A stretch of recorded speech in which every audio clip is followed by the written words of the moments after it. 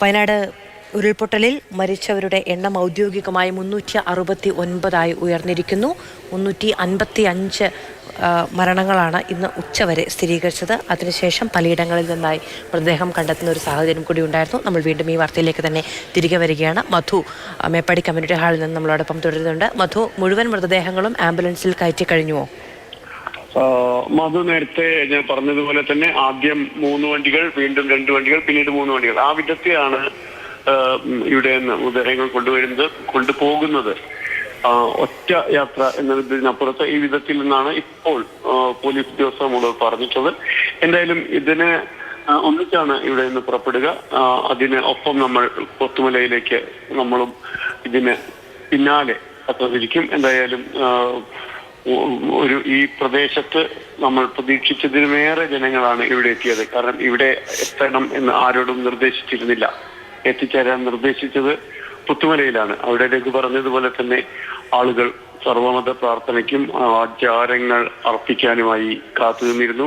പക്ഷെ അതിനപ്പുറത്താണ് സ്വമേധയാ സജ്ജരായി സന്നദ്ധരായി ഒരുപാട് പേർ ഈ കമ്മ്യൂണിറ്റി ഹാളിന് പുറത്തേക്ക് കടന്നു വന്നത്. അതിൽ മധു ഗൾഫിൽ നിന്ന് ഇന്നലെ തൊട്ടിൽപ്പാലംകാരനായ ഒരാൾ ഗൾഫിൽ നിന്ന് വന്ന് നേരെ കരിപ്പൂരിൽ ഇറങ്ങി വയനാട്ടിലേക്ക് വന്ന് ഇവിടെ ഒപ്പം നിൽക്കുന്നത് കണ്ടു. അദ്ദേഹം പറഞ്ഞത് എത്ര രാത്രിയായാലും ഇത് കഴിഞ്ഞേ ഞാൻ വീട്ടിൽ പോകുന്നുള്ളൂ എന്ന വിധത്തിൽ പറയുന്ന ആളുകളെ നമ്മൾ നേരത്തെ ഇവിടെ കണ്ടു. അല്പസമയത്തിനകം അത്തരത്തിലുള്ള ആളുകൾ അവർ കയറി വന്ന് നേരെ ഗ്ലൗസ് ഇടുന്നു, അതിനൊപ്പം ചേരുന്നു. ആ വിധത്തിലാണ് ആളുകൾ ഈ ആദരാഞ്ജലികൾ അർപ്പിക്കാൻ ഒപ്പം ചേരുന്നത്. അങ്ങനെയുള്ള നിരവധി പേർ ശരിക്കും സുമനസ്സുകൾ ചേർത്ത് പിടിക്കുന്നുവെന്ന് പറയുമ്പോൾ ഇത് നമ്മളിവിടെ കാണുകയാണ്. പക്ഷേ ആ ചേർത്ത് പിടിക്കുന്നത് ഒരു വലിയൊരു സങ്കടത്തിന്റെ നടുവിലാണ് എന്ന് എല്ലാവർക്കും അറിയാം. പക്ഷേ ഈ പോയവരെല്ലാം തങ്ങൾക്ക് കൂടി പ്രിയപ്പെട്ടവരാണ്, അല്ലെങ്കിൽ തങ്ങൾക്ക് മറ്റെന്തിനേക്കാൾ പ്രിയപ്പെട്ടവരാണ് ഈ സങ്കടത്തിന്റെ ഘട്ടത്തിൽ എന്ന് ഓർമ്മിപ്പിച്ചുകൊണ്ടാണ്, അല്ലെങ്കിൽ അത് ബോധ്യപ്പെടുത്തിക്കൊണ്ടാണ് ഒരു സമൂഹം ഒന്നിച്ചു ചേരുന്നത്. പുത്തുമലയിൽ രഘു പറഞ്ഞതുപോലെ തന്നെ അവിടെ വലിയ ഒരു വളരെ പെട്ടെന്ന് തയ്യാറാക്കിയ ഒരു ശ്മശാനം ആ ഭൂമിയിലേക്ക് കടന്നെത്തുമ്പോൾ ഇതിനപ്പുറത്ത് കാണാതായവരുടെ എല്ലാവരുടെയും ബന്ധുക്കൾക്ക് എല്ലാ കാലത്തും അവരുടെ പ്രാർത്ഥനകൾക്കും അവരുടെ സങ്കടങ്ങൾക്കും ഇറക്കി വെക്കാനുള്ള സ്ഥലമായി അത് മാറുകയാണ്. അവർക്ക് ആശ്വസിക്കാനുള്ള സ്ഥലമായി മാറുകയാണ്. എത്ര പേരെ ഇനിയും കണ്ടെത്താനുണ്ട്, അതിൽ ആരെയൊക്കെയാണ് കണ്ടെത്തിയിട്ടുള്ളത്, ഇക്കാര്യങ്ങളൊന്നും അറിഞ്ഞുകൂടാ. നേരത്തെ വളരെ കുറച്ച് നേരത്തിനുള്ളിൽ ഇവിടെ നിന്നുള്ള വാഹനങ്ങൾ പുറപ്പെടും എന്നാണ് വ്യക്തമാകുന്നത്. പക്ഷേ അതിലേറെ ഒപ്പം നിൽക്കുകയാണ് എന്ന് നാട് ബോധ്യപ്പെടുത്തുകയാണ്. വാഹനങ്ങൾ പുറപ്പെടുകയാണ്. അത് ആദ്യത്തെ വാഹനങ്ങൾ നമുക്ക് കാണാം. ഈ ഓരോരോ ആംബുലൻസുകളായി ഇതിന് പുറകെ പോകുന്നു. നമുക്ക് നേരത്തെ പറഞ്ഞതുപോലെ തന്നെ ആദ്യ 3 ആംബുലൻസുകൾ ആദ്യം പുറപ്പെടുന്നു. ഇതിന് പിന്നാലെ അടുത്ത വാഹനങ്ങൾ വരുന്നു. വീണ്ടും ഇത് ഒന്നിച്ച് ആ വിധത്തിലുള്ള മറ്റ് എന്തെങ്കിലും ഒരു തടസ്സങ്ങൾ ഉണ്ടാകാതിരിക്കാൻ ഉള്ള ഒരു വിധത്തിലാണ് കാര്യങ്ങൾ പോകുന്നത്. മറ്റ് ഏതെങ്കിലും വിധത്തിൽ ഒരു ഗതാഗത തടസ്സം, മറ്റെന്തെങ്കിലും ഉള്ള ഒരു തടസ്സം ഉണ്ടാകില്ല എന്നുള്ള ബോധ്യപ്പെടുത്തലുകൾ കൂടി, അതിനുള്ള സജ്ജീകരണങ്ങൾ കൂടി ഇവിടെ ചെയ്തിരിക്കുന്നു. അനുസരിച്ച് നമുക്ക് കാണാം ആദ്യ 3 വാഹനങ്ങൾ ഇപ്പോൾ പോകുന്നു. അതിനെ അനുഗമിച്ചുകൊണ്ട് മറ്റ് വാഹനങ്ങൾ പിന്നാലെ വരുന്നു. ആദ്യത്തെ 3 വാഹനങ്ങൾക്ക് ഒപ്പമാണ് നമ്മളുള്ളത്. അത് ഒരു തരത്തിലും ഗതാഗത തടസ്സം ഇവർ നേരിടില്ല എന്ന് പറയുമ്പോഴും അവരെ കാത്തു നിൽക്കുന്ന ആളുകൾ വഴിയിലുണ്ട് എന്നുള്ളത് കൂടി നമ്മൾ കാണേണ്ടതുണ്ട്. കാരണം മറ്റ് ഈ പ്രദേശത്തുള്ളവരുടെ പരിചിതരായ ഒരുപാട് പേർ കാണാതായവരിലുണ്ട്. ഈ മേപ്പാടിയിൽ നിന്ന് തന്നെ നിരന്തരം മേപ്പാടിയിൽ വന്നിരുന്നവർ, വന്നു പോയിരുന്നവർ, മേപ്പാടിക്കാരായി തന്നെ നിന്ന ഈ അട്ടമലക്കാരും മുണ്ടക്കൈക്കാരും ചൂരൽമലക്കാരും ഒക്കെ ഇപ്പോൾ ഒരിക്കൽ കൂടി പുത്തുമലയിലേക്ക് പോവുകയാണ്. ഈ വാഹനങ്ങൾക്ക് ഒപ്പം അവർ കൈ കാണിക്കുമ്പോൾ, കാത്തു നിൽക്കുന്നവർ കൈവീശുമ്പോൾ അവരുടെ ഹൃദയത്തിൽ നിന്നുള്ള ഒരു കൈവീശലാണത്. കാരണം ഇനി ആ വന്നിരുന്നവരിൽ പലരെയും ഇനി കാണാനാവില്ല എന്ന് അവർക്ക് അറിയാം. നമുക്ക് കാണാം, ഈ വഴിയിൽ ഉടനീളം ആളുകൾ നിൽക്കുന്നത് നമുക്ക് കാണാനാവുന്നുണ്ട്. കാരണം ഇവരെല്ലാം ഈ ദിവസങ്ങളിൽ പൂർണ്ണമായും ഇവിടെ മുഴുകി നിന്നവരാണ്. ഇപ്പോഴും വരും ദിവസങ്ങളിലും ഇതിനൊപ്പം തന്നെ നിൽക്കും. ഇവർക്ക് ഈ പ്രദേശത്തിന് കൈത്താങ്ങായി, നമുക്ക് ഇല്ലാതായി പോയി എന്ന് പറയുന്ന പ്രദേശത്തിനപ്പുറത്ത് ഉണ്ടായിരുന്ന ഒരുപാട് മനുഷ്യർ ഇപ്പോഴും ഏറ്റവും അത്യാവശ്യമായ സഹായങ്ങൾ ആവശ്യമുള്ളവരുണ്ട് എന്ന ഒരു തിരിച്ചറിവിൽ ഞങ്ങളൊപ്പമുണ്ട് എന്നുള്ളൊരു പ്രഖ്യാപനമാണ് അത്. ഈ പ്രദേശത്തുള്ളവരുണ്ട്, അടുത്ത ജില്ലകളിൽ നിന്ന് വന്നിട്ടുള്ളവരുണ്ട്, അതിനപ്പുറത്ത് ഞാൻ നേരത്തെ പറഞ്ഞ പോലെ കടൽ കടന്നെത്തി ഇതാ ഞാനൊപ്പമുണ്ട് എന്ന് പ്രഖ്യാപിക്കുന്ന ആളുകളുണ്ട്. അങ്ങനെയുള്ള ആളുകൾ, അങ്ങനെയുള്ള മനസ്സുകൾ എല്ലാം ഇതിനൊപ്പം ചേരുകയാണ്. ഈ വാഹനങ്ങളെ പുറത്ത് അനുഗമിക്കുന്നവർ മാത്രമല്ല, അതിന് അപ്പുറത്ത് നിന്ന് ഈ അല്പം വൈകിപ്പോയി, 4 മണിയോടെ എന്നാണ് എല്ലാവരും കരുതിയിരുന്നത്. പക്ഷെ എന്നാൽ പോലും ഈ സമയത്ത് നമുക്ക് കാണാം, ഈ ക്യാമറയുടെ വെളിച്ചത്തിനും അപ്പുറത്ത് വീടുകളിൽ നിന്നുള്ളവർ ഇവിടേക്ക് ഉറ്റുനോക്കിയിരിക്കുന്നത് നമുക്ക് കാണാനാവുന്നുണ്ട്. ആ വിധത്തിൽ, അത്തരത്തിൽ അതാണ് ഏറ്റവും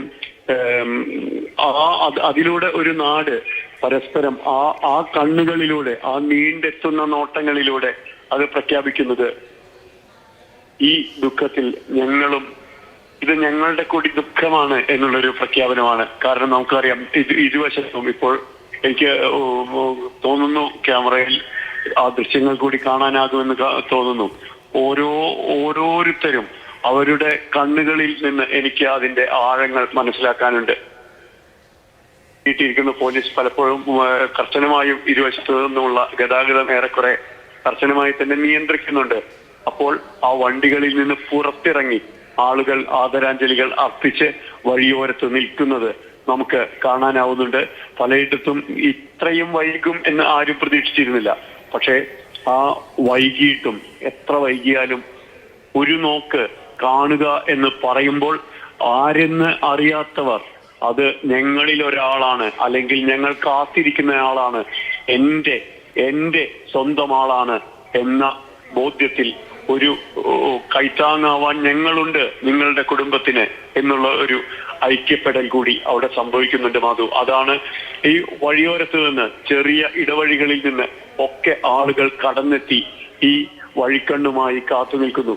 നമുക്ക് അറിയാം, ഈ പള്ളിക്ക് ചുറ്റും വാഹനങ്ങളിൽ, ചെറിയ കവലകളിൽ എല്ലാം ആളുകൾ കാത്തു നിൽക്കുന്നു. പോകുന്നവരെല്ലാം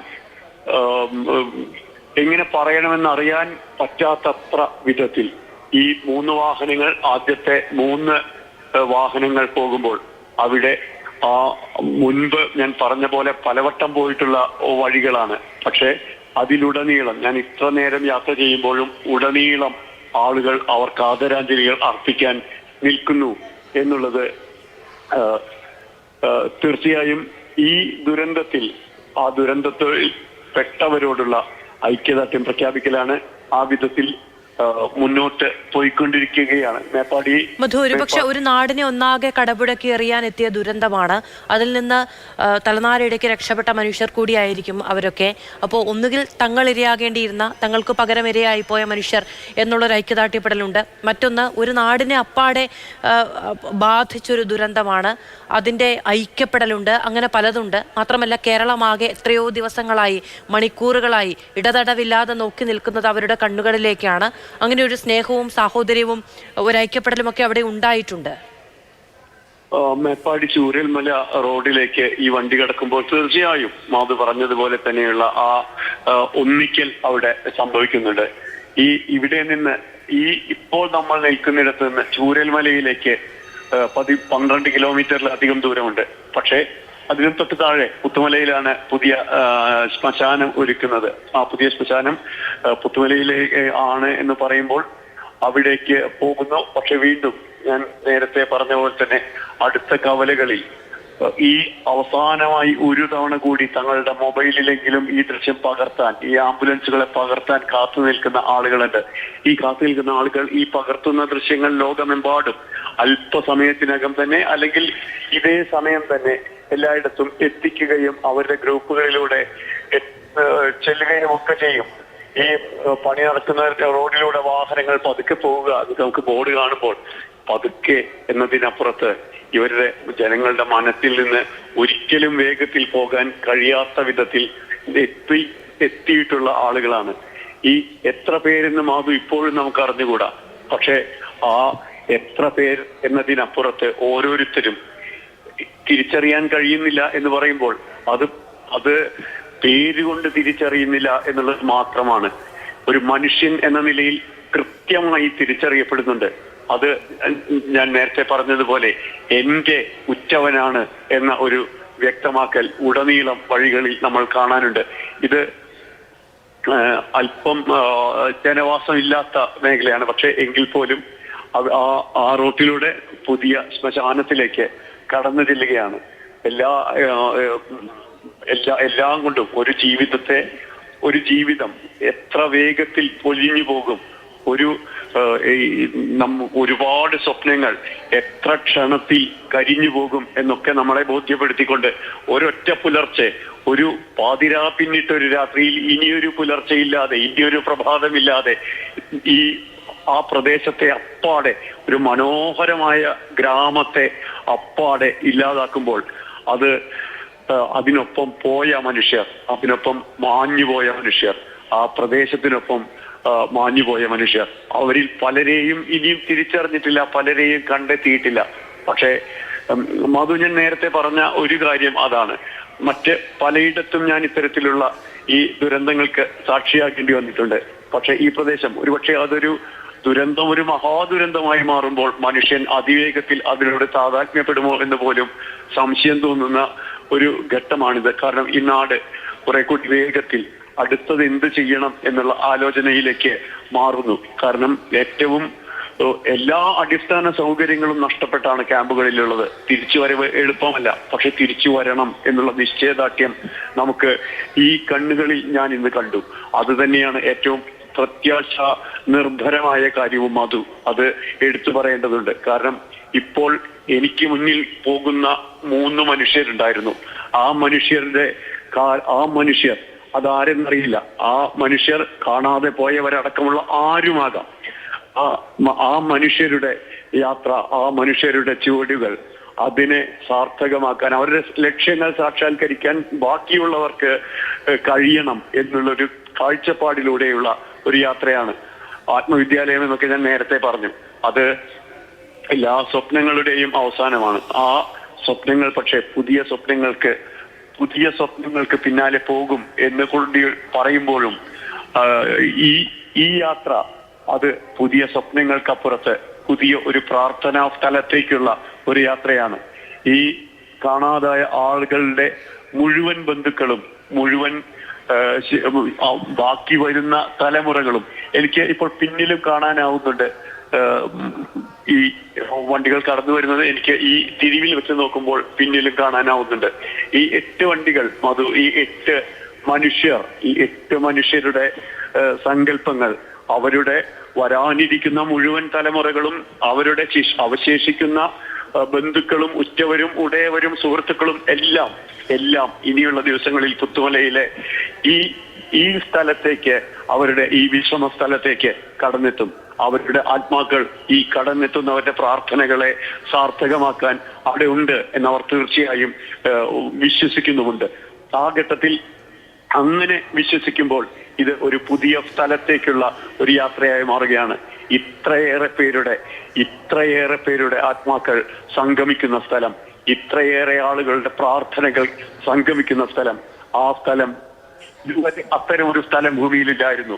മാഞ്ഞുപോയ മനോഹരമായ ഒരു സ്ഥലം ഉണ്ടായിരുന്നു. അതിന്റെ പേര് മുണ്ടക്കൈ എന്നായിരുന്നു, അതിന്റെ പേര് ചൂരൽമല എന്നായിരുന്നു, അതിന്റെ പേര് അട്ടമലയുടെ കീഴ്ത്തട്ടിലുള്ള ആ ക്ഷേത്രവും പാടിയും ഒക്കെ നിന്നിരുന്ന മേഖലയായിരുന്നു അത്.